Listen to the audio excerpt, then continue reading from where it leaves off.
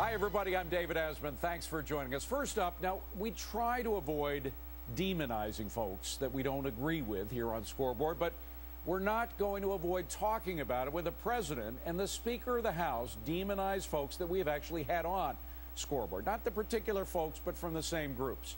The attacks on town hall protesters by House Speaker Nancy Pelosi and the president's press secretary, Robert Gibbs, are completely beneath the dignity of their high offices. They are trashing protesters whose convictions about health care and big government are real. Further, they're attacking a sentiment that is shared by a large segment, if not the majority, of Americans. The president could and should put an end to this trash talk, some of which is actually reminiscent of Richard Nixon and his enemies list. So tonight, Mr. President, if you're listening, Scoreboard appeals directly to you. Stop the trash talk now. Get the people around you to stop the trash talk. When people disagree with you in public, even if that criticism is harsh, very harsh sometimes, it's an expression that you must, as their president, respect. And President Bush publicly did respect those who disagreed with him. So should you. And now to some of those protesters who are being described as puppets by the president and by the Speaker of the House. We bring on Robert Mitchell. He attended a town hall held by Pennsylvania Senator Arlen Specter.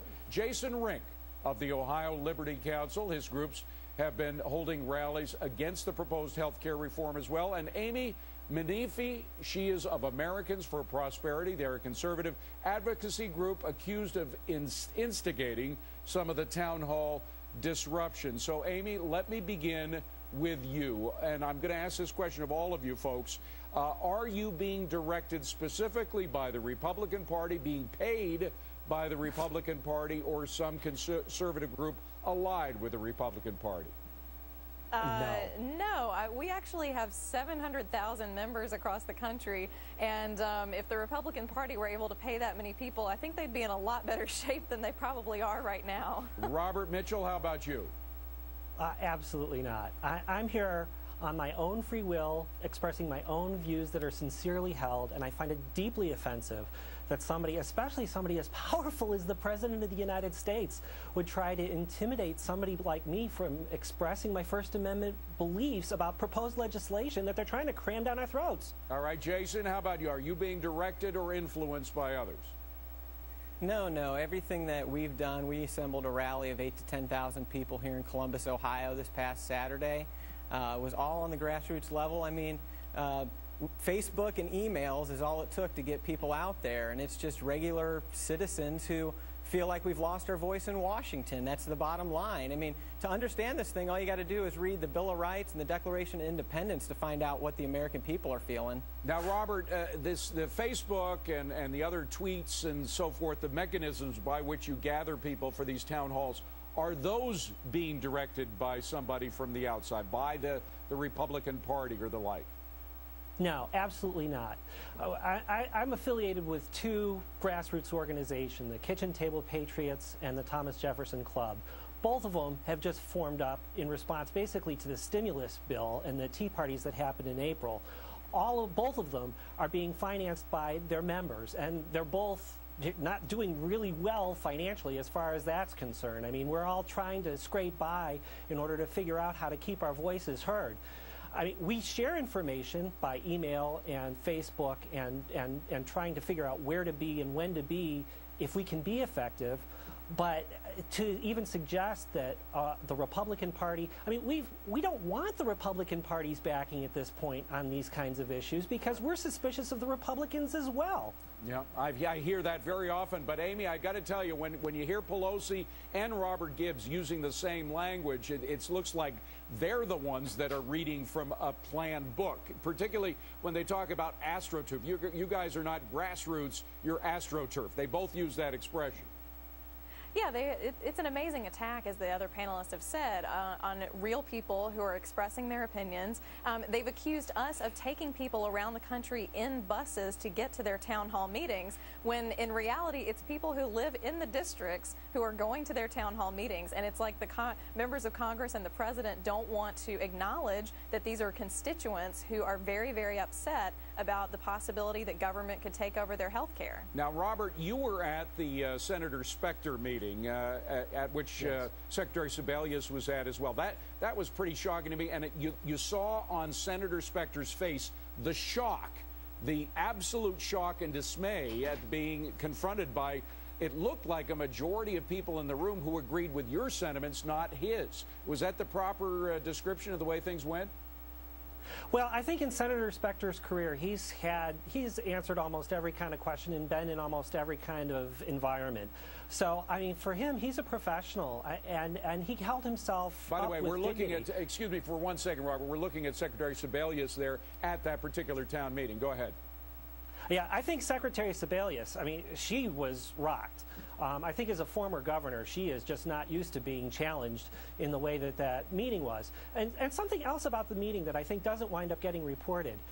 There were a lot of supporters there for health care, and there were a lot of applause lines and opportunities for the people to shout out in favor of health care.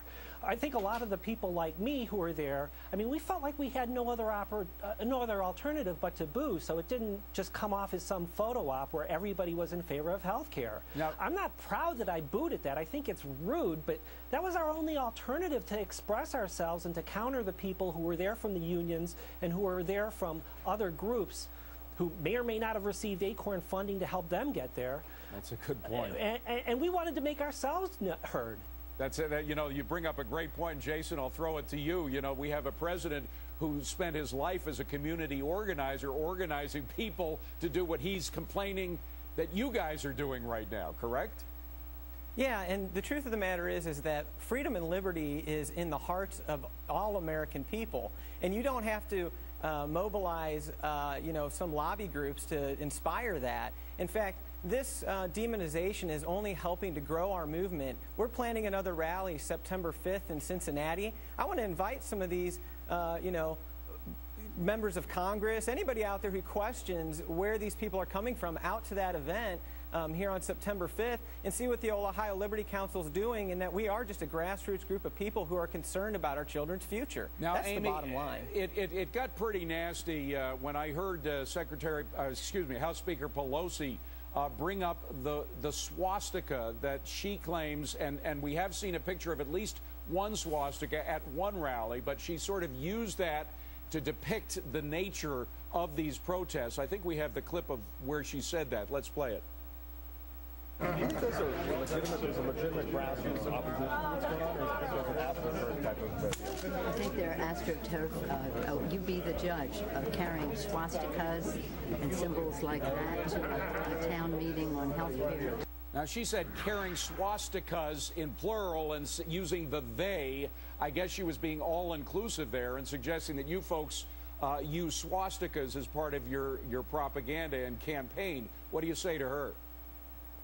I don't know where she got that. I think that one of the things that, you know, the other side will use a lot of times to shut down anyone in opposition to them is to bring out the Nazi card. You know, if you start calling people Nazis, then it's like, how can you possibly be on that side? Robert, she didn't specifically call people Nazis. What she was doing was referring to one picture, which I have actually seen, that was posted on the internet of somebody carrying a poster of a Nazi symbol, a swastika with an X through it, and Obama at the bottom. So there was at least one protester, but to characterize the entire protest in that fashion is what is so demeaning. It's intimidating is what it is. She's the Speaker of the House of the United States of America. Exactly. Bingo. And she's saying this kind of stuff about the citizens, about the voters in this country? That's exactly, and Jason, that's the point, is that she represents not just her constituents, but an office. I mean, the House itself, as the president, represents the people. And in that position, you are representing more than just an opinion. You're really representing everybody. You know, I think it just proves how out of touch our representatives are from the people in some cases to throw out that kind of divisive rhetoric that really can't be backed up. I mean, to paint with a broad brush stroke a whole segment of the American population, and it's really just, we have a major difference of opinion here. We want to be heard, and I think if our representatives would get out among the people more, they'd realize how strong the sentiment is against what's going on. All right, well, that's a perfect segue to our next segment, but I want you folks to stay with us if you can, because we may want to jump back to talk to you some more.